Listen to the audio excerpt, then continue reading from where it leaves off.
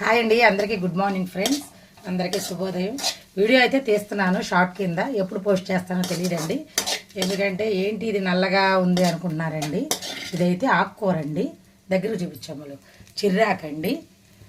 అయితే అది ఏమైందంటే 20 రూపాయలు ఆకు కొన్నా నేను. అది ఫ్రిడ్జ్లో పెట్టేస్తే మర్చిపోయాను. ఇంక ఇవన్నీ చేసుకుంటా ఉన్న కూరగాయలు తీసుకున్నా వెనకాల ఉండిపోయింది, చూడలేదు. ఇంకెందుకు వేస్ట్గా చేయటం అని చెప్పి అదంతా ఆకంతా ఒలిసేసా, కాళ్ళన్నీ తీసేసా. ఆకంతా బాగా ఒలిచేసానండి. చిర్రాకు అంటారు కదా, చిర్రాకు.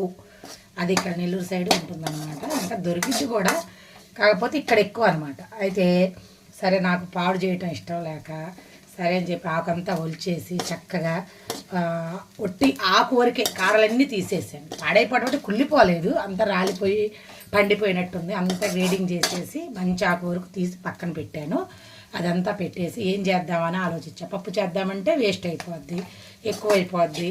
ఇంకా ఒక పూటే అందరూ టిఫిన్లు మళ్ళీ తినేది, అన్నాలు తినేది ఒక పూటే కాబట్టి అందుకని చెప్పేసి దాన్ని ఏం చేద్దామని ఆలోచించి ఒక ఉల్లిపాయ, ఒక పచ్చిమిరపకాయ తరిగి కొంచెం నూనె వేసి ఆయిల్లో ఇదైతే వేయించేసానండి. ఉల్లిపాయ బాగా వేగిన తర్వాత ఈ ఆకు కూడా శుభ్రంగా 4-5 సార్లు కడిగి దాంట్లో వేయించి ఒక 2 కోడిగుడ్లు కొట్టేసి ఒక ఉప్పు పసుపు ఒక 2 కోడిగుడ్లు కొట్టేసి కొంచెం పసుపు ఉప్పు కారం వేసేసానండి.